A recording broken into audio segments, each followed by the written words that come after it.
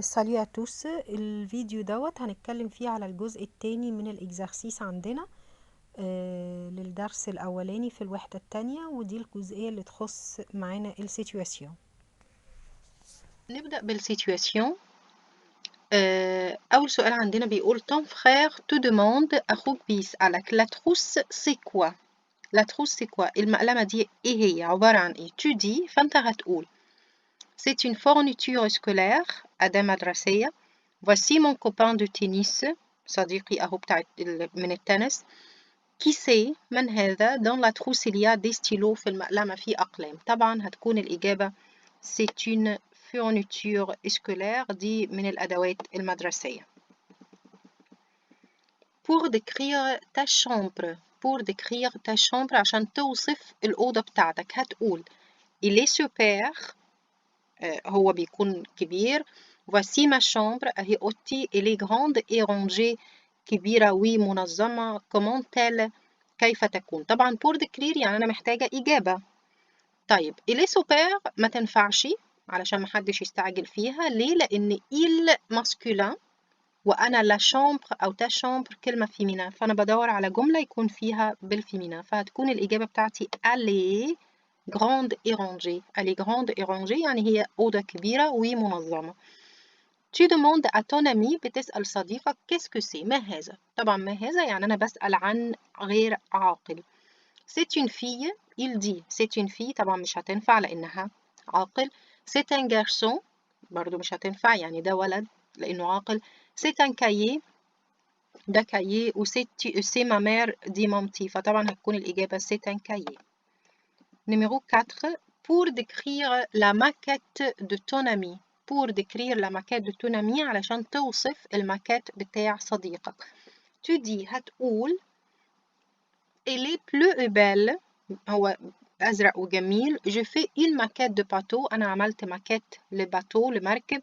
qu'est-ce que c'est؟ ما هذا؟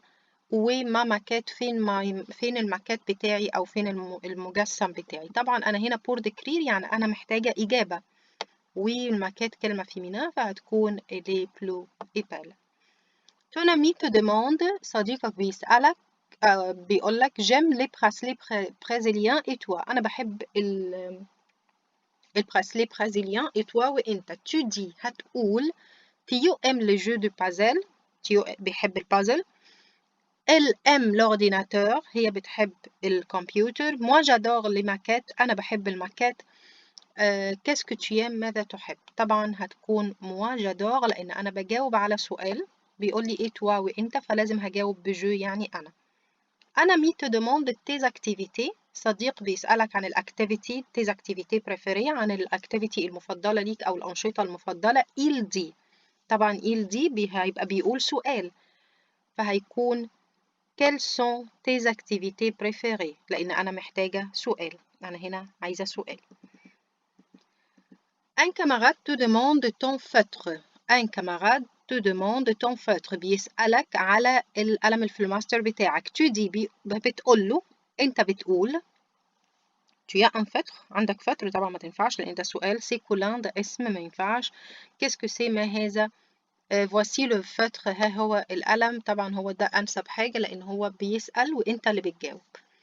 tu demandes à un ami à ton ami tu demandes à ton ami بتسأل صديقك comment est ton nouveau portable. comment est ton nouveau portable الموبايل بتاعك عامل ازاي؟ اوصف الموبايل. il dit هو بيقول يعني انت اللي سألته فهو بيقول فهو هيقول إجابة. ونخلي بالنا ان portable كلمة ماسكولين لأن دي مهمة.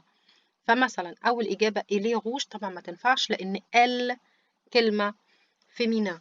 سي سوبر ده واو يعني. وإليه سيغ لا تابل طبعا إليه سيغ لا تابل يعني هو على الترابيزة فده ما ينفعش لأنه مكان. أنا هنا بحدد مكان. وطبعا وي مون بورتابل ده سؤال عن المكان فبرضه ما ينفعش فهتكون الإجابة سي سوبر. tu décris ta classe. tu décris ta classe بتوصف الفصل بتاعك. tu dis هتقول طبعا بما إني بوصف وهقول يعني أنا هقول إجابة هقول جملة مش سؤال. سي أحمد un copain de classe ده أحمد طبعا لأ لأن أنا كده بوصف شخص أو بتكلم عن شخص. il est grande كبير هو كبير. il est petit صغير. الفكرة بقى كلاس كلمة ماسكولا ولا فيمينا؟ كلاس كلمة féminin، فهتكون الأنسب إن هي أو الأصح les grandes، لأن il masculin فما ينفعش أختار il masculin، فهتكون الإجابة عندي les grandes. طبعا نيميرو دي دوت أصلا سؤال، وأنا هنا المفروض إن أنا أقول جملة عادية مش سؤال. tu identifies un objet، tu dis بتعرف شيء، بتقدم شيء، فهتقول، وخلوا بالكم إن هو شيء، فهنقول إيه؟ c'est une règle. ton professeur te demande، مدرسك بيسألك qu'est-ce qu'il y a dans ta trousse، إيه اللي موجود في التروس عندك؟ qu'est-ce qu'il y a dans ta trousse، tu dis هتقول، فلازم أقول حاجات تنفع تكون موجودة في التروس. يعني مثلا محدش يجي يقول لي j'ai deux cahiers et un livre، لأني عمري ما هحط كراستين وكتاب جوه مقلمة، إنما ينفع أقول مثلا il y a un surligneur اللي هو معايا highlighter. أوكي، فنخلي بالنا إن كيس كليا دون تا تروس لازم أخد بالي إن الأدوات المدرسية اللي موجودة جوه التروس اللي هي زي القلم، الأستيكة، المسطرة، التيوب دي كول اللي هو الصمغ، وهكذا. Tu parles de ce que tu as dans ta chambre. Tu parles de ce que tu as dans ta chambre. تتكلم على الحاجة اللي موجودة في أوضتك. Tu dis هتقول il y a un tableau blanc. طبعا لأ، لأن يعني في وايت بورد في الكلاس، طبعا لأ، أنا بتكلم على الأوضة. il y a 20 كلاس، في 20 فصل، أكيد ما فيش 20 فصل في أوضتك. ما chambre est rangée، أوضتي منظمة، ما تنفعش لأن هنا أنا بوصفها. وهو هنا بيطلب منك إيه اللي موجود. آخر حاجة اللي هي il y a un bureau et un ordinateur، طبعا دي اللي هتكون الإجابة الصح، اللي هو في عندي مكتب وكمبيوتر. ton ami te demande où est ton ordinateur، صديقك بيسألك فين الأورديناتور، فطبعا هنا أنا بسأل على مكان. tu dis أنت هتقول يا ترى الأورديناتور هيكون فين؟ طبعا هي هتكون dans la chambre، لأن ما ينفعش c'est un ordinateur، هذا أورديناتور لأ، dans la trousse في المقلمة أكيد لأ، sur le cahier على الكراسة برضو لأ، فهو dans la chambre. te demande à ton ami de décrire sa trousse، أنت بتطلب أو بتسأل من صديقك إنه يوصف مقلمته. il dit هو هيقول، يبقى أنا هنا عايزة سؤال ولا إجابة؟ أنت بتسأله أو بتطلب منه يوصف المقلمة، يبقى أنا عايزة إجابة، فهتكون c'est une trousse grise، دي مقلمة لونها رمادي. tu demandes à un ami comment est sa chambre، بتسأل صديق عن كيف تكون حجرته.